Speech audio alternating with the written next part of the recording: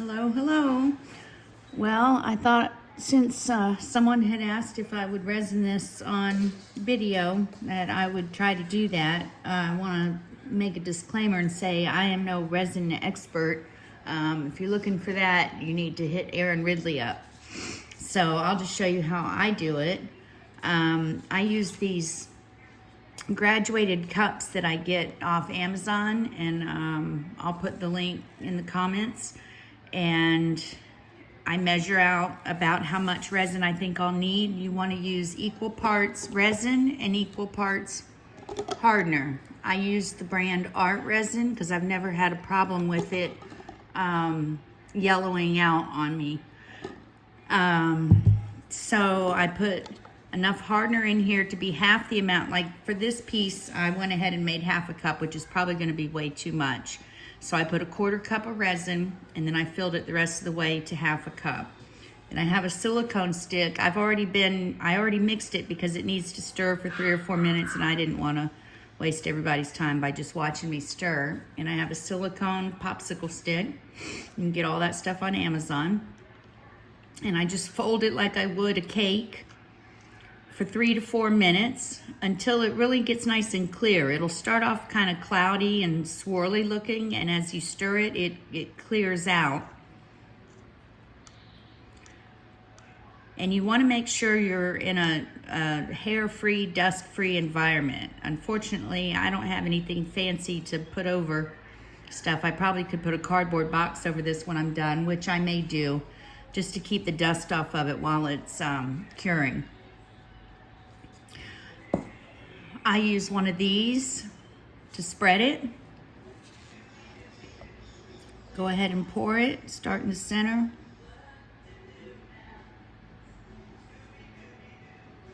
Since I don't want this to go to the edges, I don't want to use too much, so I'm going to start spreading it right out of the gate here. I'm just going to take it, sort of gauge how much more I'm going to need.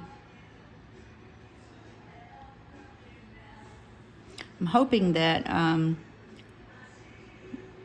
this piece would make a nice charcuterie board too. So the art resin is food safe. I don't think that it'd be wise to cut on it like a cutting board, but I think you could present food on it. I think it'd be really pretty for that. And it's nice that it's a Lazy Susan because I can spin it as I go. It's a win-win. Yeah, I think this is going to be enough. So I'm taking it to the edges. I might go back to the popsicle stick when I get to the very edge here. I'm not sure yet. Let's see how this works. And I hope I'm still on frame. Just grab it from the center. Now I'm getting to the edges. I want to start being very careful.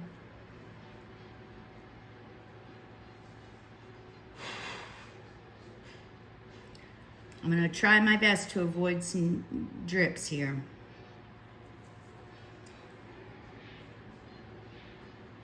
But if you want to carry it over to the side, I was asking Erin what she thought. You could do it either way. You could carry it to the side. I actually have a heat knife that I use to cut off resin chunks, drips that go over the side of things like coasters. And it's just a little knife that gets really hot, and it will slice those resin drops right off. I don't know if it would burn this wood, because I've never done it on wood. I've only done that on ceramic coasters.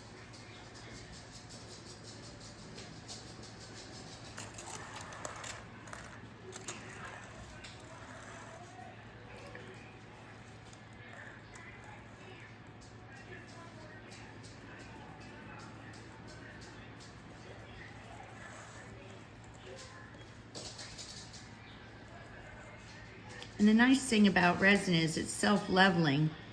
So even if I have it piled up a little too high in one area or another, although I try not to do that, it does level out. Hopefully this Lazy Susan is level. is the only problem that I might run into.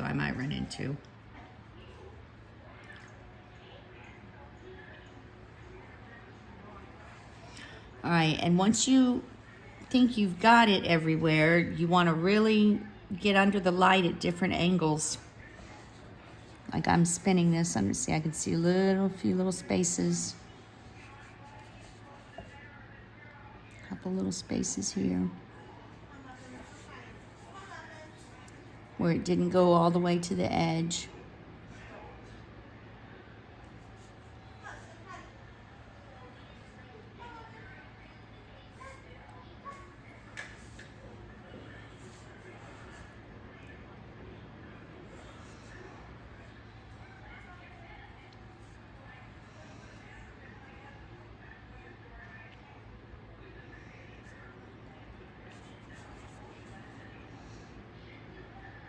And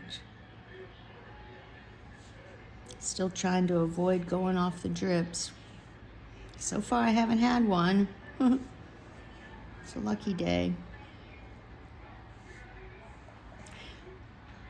I tried one time using a painter's tape dam, and it left such a rough edge. I taped it around I'm just gonna go back and make sure I'm nice and spread out on the top. Okay, and then at any rate, I took tape and put it around and waited for the resin to cure, and then peeled the tape off, and it left such a rough edge, and then I found myself having to sand it down, and resin doesn't want to sand very good. Normally you can put your work on these silicone mats. This thing was too big for this mat, but since I knew I wasn't planning to go over the edges, I didn't have to worry about drips, but I also have a vinyl tablecloth on my table to protect it. But then you get one of these kitchen blow torches. You get these off Amazon for 15 bucks. And you hit it with one of those across, and that breaks up the air bubbles. I've heard other people say that you can, and you can see the air bubbles pop when you do it. I've heard other people say to use a bottle of isopropyl alcohol.